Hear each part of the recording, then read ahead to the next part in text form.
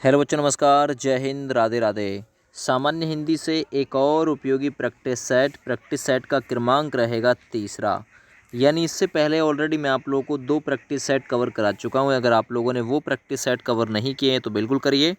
और रोज़ाना शाम 8:30 बजे आप लोगों को हमारे यूट्यूब चैनल के माध्यम से अभी हम जो ये कार्य कर रहे हैं ये ऑफलाइन है। जैसे ही समय आएगा इसे आप लोगों को ऑनलाइन बेस में दिया जाएगा। फ़िलहाल 8:30 बजे आप लोग को वीडियो मिलती है जिसमें सामान्य हिंदी से रिलेटेड 40 महत्वपूर्ण सवाल लाता हूं, जो कि UPSI, UP constable, jail warden, fireman, radio operator, है ना, उन सभी परीक्षाओं के लिए जिसमें हिंदी पूछी जाती है। बहुत ही ज़्यादा खास क्वेश्चन है। चलिए आज का पहला सवाल देखते हैं। पहला सवाल है, भारत में ज्ञानपीठ पुरस्कार जीतने वाली प्रथम महिला कौन है? आशापूर्णा देवी, सरिस्का, महादेवी वर्मा या फिर इनमें से कोई नहीं। देखिए, ज्ञानपीठ पुरस्कार के बारे में बता दूं। ज्ञानपीठ पुरस्कार की स्थापना 1961 में शांति साहू जैन के 50वें जन्मदिन के अवसर पर उनके परिवार के द्वारा, है ना, शुरुआत की गई थी 1961 में। लेकिन पहली बार ये मलयालम लेखक को दिया गया था 1965 में, जी शंकर कुरुप को। उनकी रचना थी ओटकुलस, उसके लिए दिया गया था। अब मैं बात करता हूँ ज्ञानपीठ पुरस्कार प्राप्त करने वाली प्रथम महिला की, तो वो थी आशापूर्णा देवी। कौन थी? आशापूर्णा देवी। विकल्प यहाँ इसके लिए राइट रहेगा ए ऑप्शन। ठीक है। चलिए, साहित्य के क्षेत्र में ये पुरस्कार ज्ञानपीठ पुरस्कार दिया जाता है। इस पुरस्कार में 11 लाख रुपए की राशि, वाग्देवी की प्रतिमा और एक प्रशस्ति पत्र दिया जाता है। आगे बढ़ता हूँ। सवाल नंबर दूसरा, सरस्वती पत्रिका के यशस्वी संपादक कौन है? सरस्वती पत्रिका प्रेमचंद जी, महावीर प्रसाद द्विवेदी जी, रामचंद्र शुक्ल या फिर भारतेंदु हरिश्चंद्र। तो याद रखिएगा, सरस्वती पत्रिका का जो संपादन कार्य किया था वो महावीर प्रसाद द्विवेदी ने किया था। ऑप्शन बी राइट है। अगले सवाल नंबर 3 की तरफ बढ़ते हैं। आप लोग देखिएगा कि आप लोगों का कितना स्कोर इसमें बैठता है, फिर उसी हिसाब से आप लोगों को अपनी तैयारी को अंजाम देना है। देखिए, सवाल नंबर 3 है, नहीं पराग, नहीं मधुर मधु, नहीं विकास ही काल, अली कली ही सो बंध्यो, आगे कौन हवाल। इस पंक्ति में कौन सा अलंकार है? अन्योक्ति है, विभावना है, भ्रांतिमान है या फिर संदेह है? देखिए, इस पंक्ति में भौरे को प्रताड़ित करने की बहाने कवि ने राजा जयसिंह की काम लोपलुप्तता पर व्यंग किया है, अर्थात प्रकाश डाला है। अतः यहाँ पर अन्य के बारे में बात हुई है तो ये अन्योक्ति हो जाएगा। अन्य के बारे में कही गई उक्ति है। नहीं पराग, नहीं मधुर मधु, नहीं विकास ही काल, अली कली ही सो बंध्यो, है ना। तो ये अली, अली मीन्स भौरा, कली ही सो बंध्यो, आगे कौन हवाल। तो यहाँ अन्य के बारे में कही गई उक्ति है, इसलिए अन्य उक्ति है। सवाल नंबर 4 को देखिए, हिंदी स्वरों का वर्गीकरण जब जीव के आधार पर किया जाता है तो निम्नलिखित में से कौन सा भेद उसके अंतर्गत नहीं आता? जरा बताइए। तो आपको पता होगा जिह्वा के आधार पे कितने प्रकार, जिह्वा के आधार पे 3 प्रकार होते हैं। अब इसमें अग्र भी होता है, मध्य भी होता है, पश्च भी होता है, यानी विवृत स्वर इसमें से अलग हो जाएगा। ठीक है। अग्र में ई आते हैं, है ना, मध्य में ए आता है, इसलिए उसे मतलब उदासीन भी कहा जाता है, उदासीन स्वर। बाद बाकी बचे हुए इसमें आ जाते हैं। अग्र में आता है ई ए और ए, अग्रीय अग्रीय इस टाइप से। मध्य में ए आता है, शेष सब पश्चिम में हो गई और विवृत इसमें से अलग हो जाएगा। सवाल नंबर 5 देखते हैं। पाद चिन्ह श्री कामता प्रसाद गुरुजी ने किस नाम से अविवाहित किया है? अर्थात पाद चिन्ह को क्या अन्य नाम दिया है ना। कामता प्रसाद गुरुजी के अनुसार विराम चिन्हों की संख्या कितनी है? 20। विराम का मतलब क्या होता है? विराम का मतलब होता है ठहराव या विश्राम या रुकना। तो सवाल नंबर 5 में सही आंसर हो जाएगा, है ना, पाद चिन्ह श्री कामता प्रसाद गुरुजी ने नाम दिया है उसे रेखा चिन्ह। ऑप्शन यह आप लोग का ए बिल्कुल सही हो जाएगा। ठीक है ना, बिल्कुल सही है। चलिए अगला सवाल करते हैं। आपका भविष्य उज्जवल हो, अर्थ की दृष्टि से वाक्य के भेद बताओ। तो अर्थ की दृष्टि से वाक्य के भेद कितने होते हैं? वाक्य के भेद 8 कराए हैं मैंने आप लोगों को। प्रश्नवाचक, निषेधवाचक, इच्छावाचक या फिर आज्ञावाचक। जरा बताइए कितने होते हैं अर्थ की दृष्टि से? ठीक है, रचना की दृष्टि से भी कराए हैं। रचना की दृष्टि से सरल, संयुक्त, मिश्र होते हैं, लेकिन अर्थ की दृष्टि से 8 होते हैं। ठीक ना। तो इसमें आपका भविष्य उज्जवल हो, ये कामना कर रहा हूँ आप लोगों के प्रति में, तो इसलिए ये इच्छावाचक हो जाएगा। अगले सवाल पे आ जाइए, रचना के आधार पर वाक्य के कितने भेद होते हैं। सवाल नंबर 7 बहुत ही बढ़िया क्वेश्चन है। तो रचना के आधार पे अभी मैंने आप लोगों को बताया है ना, वाक्य के भेद यानी सेंटेंस के प्रकार होते हैं 3, है ना। कौन कौन सा? पहला होता है सरल, बहुत ही सिंपल वाला। दूसरा संयुक्त, तीसरा मिश्र। ये होते हैं रचना के आधार पे, सरल, संयुक्त, मिश्र। चलिए अगला सवाल करते हैं। सवाल नंबर 8, निम्नलिखित में से कौन सा शब्द पुल्लिंग है? पुल्लिंग का मतलब मेल है, रात। तो पुल्लिंग और स्त्रीलिंग की पहचान किससे होती है? मेरा लगा कर देख लीजिए या फिर मेरी। अगर मेरी लगाने से अच्छा अर्थ देता है तो स्त्रीलिंग है ना, और मेरा लगाने से देता है तो मेल, और मेरी लगाने से देता है फीमेल। जैसे कि रात, रात हो रही है ना। मेरी बात माननी चाहिए, मेरी से बना है ना। मेरे गीत, तो मेरे से बना है मेरे गीत, तो ऑप्शन यहाँ 8 नंबर में सी सही हो जाएगा। मात, है ना, मेरी मात, है ना, तो ये मात बन जाएगा इस प्रकार से। सर्वनाम के कितने भेद होते हैं? बहुत बढ़िया क्वेश्चन है। सर्वनाम कहते किसे हैं? जो शब्द संज्ञा के स्थान पर प्रयोग में लहे जाते हैं वही सर्वनाम कहलाते हैं। सर्वनाम के भेद कितने होते हैं? 6। कौन कौन सा होता है? तो इसके लिए ट्रिक भी याद रखो, अनाप शनाप, अनाप शनाप, ये ट्रिक है सर्वनाम के 6 भेद याद रखने की। ऐसे अनिश्चयवाचक, ना से निश्चयवाचक, ठीक ना, पैसे प्रश्नवाचक, से संबंध, ना से निज, और पैसे पुरुषवाचक। तो ये 6 भेद, आगे पीछे पै की वैल्यू आगे पीछे भी कर सकते हो, पैसे पुरुषवाचक और पैसे प्रश्नवाचक आगे पीछे भी आ सकते हैं। चलिए आगे बढ़ते हैं सवाल नंबर 10 की तरफ। एक बार वीडियो को लाइक कर देंगे सभी लोग। सवाल नंबर 10 है, इनमें से किस वाक्य में गलत विशेषण का प्रयोग हुआ है? कविता परिश्रमी युवती है। जरा बताइए कौन से वाक्य में गलत है? ठीक है, तो प्रबुद्ध जनों से हमारी अपेक्षा है, बिल्कुल सही है। यही सरकारी महिलाओं का अस्पताल है, यही सरकारी महिलाओं का अस्पताल, यही गलत है ना। ये होता ही है सरकारी अस्पताल है किसके लिए? महिलाओं के लिए। तो यही सरकारी महिलाओं का नहीं, है ना, यह सरकारी अस्पताल महिलाओं के लिए है, ऐसा हो जाना चाहिए था। तो इसमें गलत विशेषण प्रयोग हुआ है।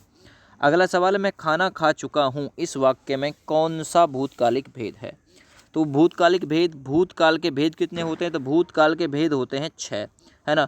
वर्तमान काल के भेद 5, भविष्य काल के भेद होते हैं 3। वर्तमान भूत भविष्य की ट्रिक मैंने बताई थी 563। वर्तमान के भेद 5, भूतकाल के 6 और भविष्य काल के 3। 6 फुट का आदमी भूत सा ही नजर आता है। तो सामान्य भूत की जो पहचान है वो क्या होती है? सामान्य भूत की पहचान होती है जिसमें सहायक क्रिया ना लगी हुई हो। तो मैं खाना खा चुका, मैं खाना खा चुका, ये है सामान्य भूत का एग्जाम्पल। और यदि सामान्य भूत के एग्जाम्पल में यदि है लगा दिया जाए तो आसन्न भूत प्राप्त होता है। तो 11 नंबर के लिए सी विकल्प बिल्कुल सही हो जाएगा, मैं खाना खा चुका हूँ, है ना। अगर ये होता मैं खाना खा चुका तो सामान्य भूत, और सामान्य भूत के वाक्यों के अंत में यदि है, हूँ इत्यादि लगा देते हैं तो आसन्न भूत प्राप्त किया जाता है। आगे बढ़िए 12वें नंबर सवाल में, यण संधि का संबंध किस संधि से है? तो यण संधि, देखिए संधि दो वर्णों के मेल से जो विकार उत्पन्न होता है वही संधि कहलाता है, ठीक ना। संधि, संधि के भेद कितने होते हैं? 3। कौन कौन सा? एक स्वर संधि, एक विसर्ग संधि और एक होता है व्यंजन संधि। ये जो स्वर संधि होती है ये अपने आप में 5 प्रकार की होती है, जिसमें दीर्घ संधि, यण संधि, अयादि संधि, गुण संधि और वृद्धि संधि।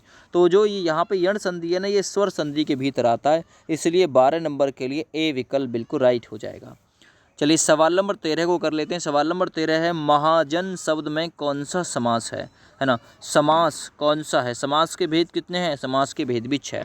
कर्मधारय, दिगु, बहुव्रीहि, द्वंद्व, है ना, अव्ययी भाव, ये समास होते हैं, ठीक है, 6 होते हैं, 6। पूरे तत्पुरुष समास भी होता है। महाजन, तो महाजन में कौन सा समास है ये पूछ सकता है। तो महान है जो जन, ऐसे तोड़ोगे आप, महान है जो जन। अब ये महान वर्ड क्या है? महान वर्ड है विशेषण। जहाँ विशेषण और विशेष्य देखने के लिए मिलते हैं तो वो कर्मधारय समास होता है, इसलिए ए विकल्प बिल्कुल हो जाएगा राइट। महाजन में समास होगा कर्मधारय समास, ठीक है। चलिए सवाल नंबर 14 देखते हैं, कौन सा शब्द पत्र का अनेकार्थक शब्द नहीं है? पत्र, पत्ता, चिट्ठी, पंक्ति या फिर पुष्प। सवाल नंबर 14 बहुत ही बढ़िया सवाल है। तो देखिए पत्र जो है पत्ता के लिए भी बोल सकते हैं, चिट्ठी के लिए भी, पुष्प के लिए, लेकिन पंक्ति के लिए नहीं बोल सकते। तो 14 नंबर में सी विकल्प बिल्कुल सही हो जाएगा, ठीक ना। पत्र शब्द का अनेकार्थी शब्द पंक्ति नहीं होगा। आगे बढ़ते हैं, निम्न में उपयोग का विलोम शब्द कौन सा? ये उपयोग वर्ड है, इसका विलोम समुपयोग, निरुपयोग, सदुपयोग या फिर अनुपयोग, है ना। तो सवाल नंबर 15 बहुत ही बढ़िया सवाल है, अगर आपको पता है तो बिल्कुल आप लोग इस सवाल का आंसर करिए। तो एक तो है उपयोग का मतलब है यूज, है ना, और एक है अनुपयोग यानी जो उपयोग में नहीं आया है। तो 15 नंबर में डी विकल्प बिल्कुल राइट है।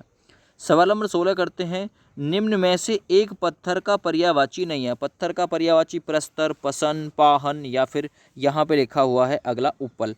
तो कौन सा सही नहीं है देखिए, तो इसमें से प्रस्तर भी है, उपल भी है, पाहन भी है, ये जो पसन है ना, ये ही पत्थर का पर्यायवाची नहीं है।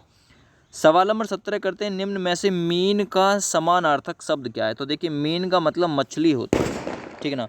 तो इसका समानार्थी शब्द पूछ रहा है कौन सा है। झक है, सिलीमुख है, अली है या फिर षष्ठपद है। सवाल नंबर 16 बहुत ही बढ़िया सवाल है भाई। तो सही आंसर हो जाएगा इसमें, ये हो जाएगा झक। ये जो यहाँ पे लिखा हुआ है ना, मीन का पर्यायवाची है झक।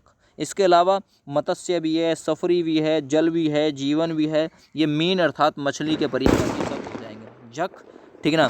मत्स्य, सफरी, जल और जीवन। सवाल नंबर 18 देखो, कलई खुल्ला मुहावरे का सही अर्थ क्या है। रंग उतर जाना, सच्चाई का पता लगना, भेद प्रकट होना या फिर चमक का गायब होना। तो कलई खुल्ला का मतलब होता है भेद प्रकट होना, ठीक है ना। कलई खुल्ला अर्थात भेद प्रकट होना, ऑप्शन यहाँ सी विकल्प बिल्कुल राइट है। अगला देखते हैं 19 नंबर सवाल, निम्न में से तत्सम शब्द की दृष्टि से शुद्ध कौन सा है। रस्सी शुद्ध है, सरसों, रैन या साठिका। तो कौन सा सही हो सकता है, बहुत ही बढ़िया है। तो ये यहाँ पे सही हो जाएगा साठिका जो लिखा हुआ है, क्योंकि संयम वाली सह जो आती है तत्सम में ही आती है। आगे बढ़ते हैं, शुद्ध वर्तनी सूपणखा किस विकल्प में बिल्कुल सही लिखा हुआ है ना। सूपणखा सवाल नंबर रहेगा 20, बहुत ही बढ़िया सवाल है। तो सूपणखा जो लिखा जाता है वो कुछ इस प्रकार से, सूप के समान नख हैं जिसके, उसे बोलते हैं सूपणखा। सूपणखा, तो ये राइट आंसर रहेगा इसका डी विकल्प वाला, ठीक है भैया। चलो सवाल नंबर 21 से 25 पढ़िए और यहाँ आप लोग अपना आंसर करिएगा। ये यूपीएसआई 2021 की फर्स्ट शिफ्ट में आया था। 12 नवंबर की पहली शिफ्ट में ही ये जो पद्यांश है वो आया था। अब न गहरी नींद से तुम सो सकोगे, गीत गाकर मैं जगाने आ रहा हूँ। अतल अस्तांचल तुम्हें जाने न दूंगा, अरुण उद्यानचल सजाने आ रहा हूँ मैं। कल्पना में आज तक उड़ते रहे तुम, साधना में रहकर मुड़ते रहे तुम। अब तुम्हें आकाश में उड़ने न दूंगा, आज धरती पर बसाने आ रहा हूँ। तो अब इस पद्यांश को आप ध्यान से करिए, पढ़ लीजिए एक बार और। तो यहाँ आया है पहला क्वेश्चन, गहरी नींद में सोने का अर्थ क्या होता है। तो गहरी नींद में सोने का अर्थ क्या है, बेखबर होना। बेखबर है जिसको कोई खबर ही नहीं है, तो इसका मतलब ये हो गया। आगे, कभी लोगों को कहीं नहीं जाने देगा, या कभी जो है लोगों को कहाँ नहीं जाने देगा। पतन की राह पे, अतल की गहराई में जहाँ सूर्यास्त होता है, या फिर पाताल में। तो सवाल नंबर 22 बहुत बढ़िया सवाल है। तो ये कहाँ नहीं जाने देगा, पतन की राह की ओर, कभी लोगों को पतन की राह की ओर नहीं जाने देगा। अच्छा अगला सवाल, कभी लोगों को क्यों जगाना चाहता है, ऐसा क्या है जो कभी लोगों को जगाना चाह रहा है। 23 नंबर क्वेश्चन इंपॉर्टेंट है। तो इसलिए ताकि लोगों में गतिशीलता आ सके और प्रगति पथ पर बैठ सकें, इसलिए कभी लोगों को जगाना चाहता है। अगला सवाल 24 नंबर, अतल अस्तांचल तुम्हें जाने न दूंगा, इस पंक्ति में कौन सा अलंकार है। अतल अस्तांचल तुम्हें जाने न दूंगा अनुप्रास है, श्लेष है, उपमा है या फिर रूपक अलंकार है। 24 नंबर, तो अतल अस्तांचल है ना, जाने ना दूंगा, तो इसमें ए और ए की आवृत्ति हुई है, इसलिए अनुप्रास अलंकार हो जाएगा, ए विकल्प राइट है। कविता का उपयुक्त शीर्षक क्या हो सकता है, जागृति, कोलाहल, हर्ष या फिर आकाश। सवाल नंबर है 25, सही आंसर इसके लिए जाएगा, कविता के माध्यम से कवि जो है जागृति फैलाने का काम कर रहा है, इसलिए जागृति इस सवाल में बिल्कुल राइट आंसर हो जाएगा। सवाल नंबर 26 करते हैं, निम्नलिखित में से शुद्ध वाक्य का चयन करिए। मेरे घर के पास एक हलवाई की दुकान है, मेरे घर के पास एक हलवाई की दुकान स्थित है, मेरे घर के पास हलवाई की एक दुकान है, या फिर इनमें से कोई नहीं। 26 नंबर सवाल है, बहुत बढ़िया। सही आंसर है मेरे घर के पास हलवाई की एक दुकान है। तो मेरे घर के पास हलवाई की एक दुकान है, ऑप्शन सी बिल्कुल राइट है। अगला सवाल देखिए, पश्चिमी हिंदी में कौन सी बोली आती है। पश्चिमी हिंदी, तो पश्चिमी हिंदी की मैंने आप लोग को ट्रिक बताई थी, ब्रै बुक खड़ा हरियाणे में, है ना, ब्रै बुक खड़ा हरियाणे में। तो कौन कौन सा, मगही, कन्नौजी, अवधी या फिर मैथिली। तो कौन सा बिल्कुल सही आंसर हो जाएगा सवाल नंबर 27 में? सही आंसर हो जाएगा, है ना, कन्नौजी। ठीक है, तो ऑप्शन यहाँ पे बी बिल्कुल राइट हो जाएगा। ब्रैबुक कैसे कन्नौजी, याद रखो।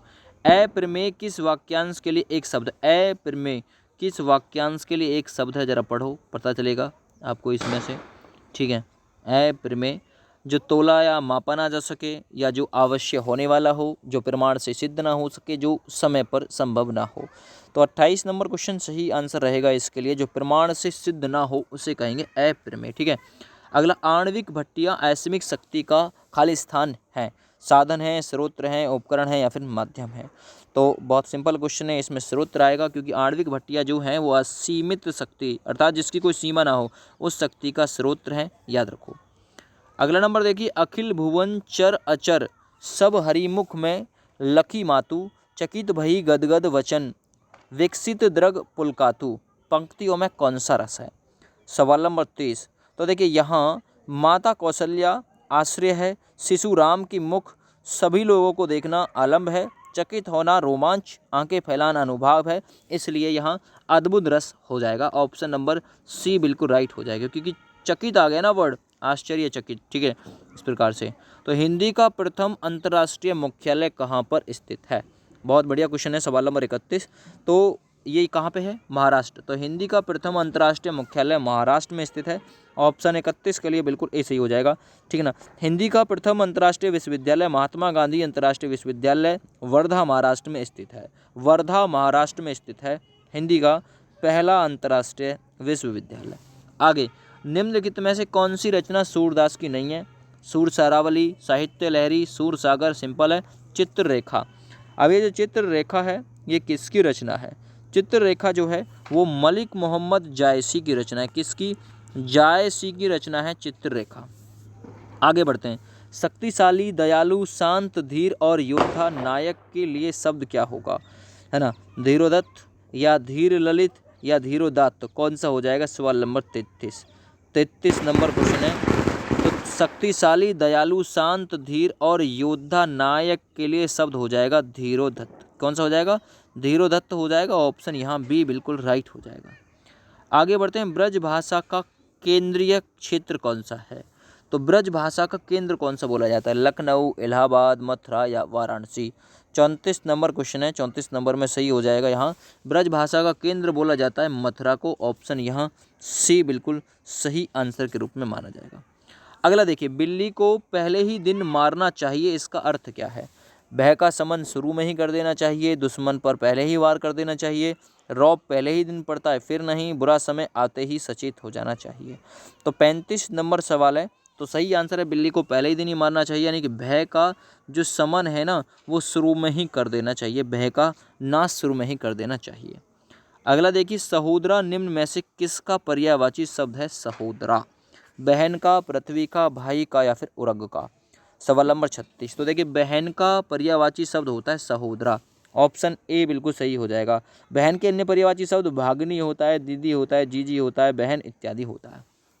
अगला 37 नंबर क्वेश्चन है, अनभिज्ञ शब्द का विलोम शब्द क्या है, अर्थात अपोजिट क्या होगा? अनभिज्ञ है ना, अनभिज्ञ, ठीक है, इसका क्या हो सकता है विलोम? तो इसमें सवाल नंबर 37 में सही आंसर हो जाएगा अनभिज्ञ का होता है अभिज्ञ। ठीक है ना, विलोम शब्द क्या होता है अनभिज्ञ का? वो होता है अभिज्ञ, याद रखो। तो यहाँ आपका बी विकल्प बिल्कुल 37 नंबर क्वेश्चन में राइट हो जाएगा। अगला देखिए, वचनामृत का समस्त पद समास विग्रह क्या होगा? अमृत रूपी वचन, वचन रूपी अमृत, या वचन और अमृत, या इनमें से कोई नहीं। वचनामृत, तो वचनामृत का वचन रूपी अमृत, वचन रूपी अमृत, ऑप्शन सी बिल्कुल सही हो जाएगा। सवाल नंबर अगला करते हैं 39। सखी प्लस आगमन यानी संख्यागमन किस संधि का उदाहरण है? सखी प्लस आगमन दीर्घ संधि है, गुण संधि है, यण संधि है या फिर वृद्धि संधि है? सवाल नंबर 39, बहुत बढ़िया। सखी प्लस आगमन, जब यह रे वे के साथ में आधा अक्षर देखने के लिए मिल जाए तो यण संधि होता है, या फिर ऐसे आप लोग देखिए, क्योंकि यहाँ पे ई आया है, ई प्लस यहाँ देखिए ये ई आया है, यहाँ आ आया, आ जो है ये आया है ना, यानी ई प्लस असमान स्वर आया है ना, तो इसलिए यहाँ कौन सा है? यण संधि का एग्जाम्पल हो जाएगा। अगला सुसर शब्द का तत्सम क्या होगा? सुसर शब्द का तत्सम रूप, तत्सम का मतलब संस्कृत के ऐसे शब्द जिन्हें प्राचीन काल में जैसे बोलते थे वैसे के वैसे ही आज बोल रहे हैं तत्सम है, जिनका रूप बदल लिया है वो तद्भव हो जाएंगे। तो सुसर, तो सुसर को पहले क्या कहा जाता था? उसको कहा जाता था सब सुर, है ना, सब सुर कहा जाता था, इसलिए ऑप्शन सी बिल्कुल राइट हो जाएगा। ठीक है भैया, तो ये 40 सवालों की क्लास जो है आपकी कंप्लीट हो गई है। ठीक है, इसी प्रकार डेली शाम 8:30 आप लोगों को 40 सवालों की मोस्ट इंपॉर्टेंट क्लास मिल रही है, तो बिल्कुल अपनी क्लास करें भाई। ठीक है ना, फ्री ऑफ कॉस्ट है, और अपना देखेंगे कितना स्कोर आप लोग बना सकते हैं। जय हिंद।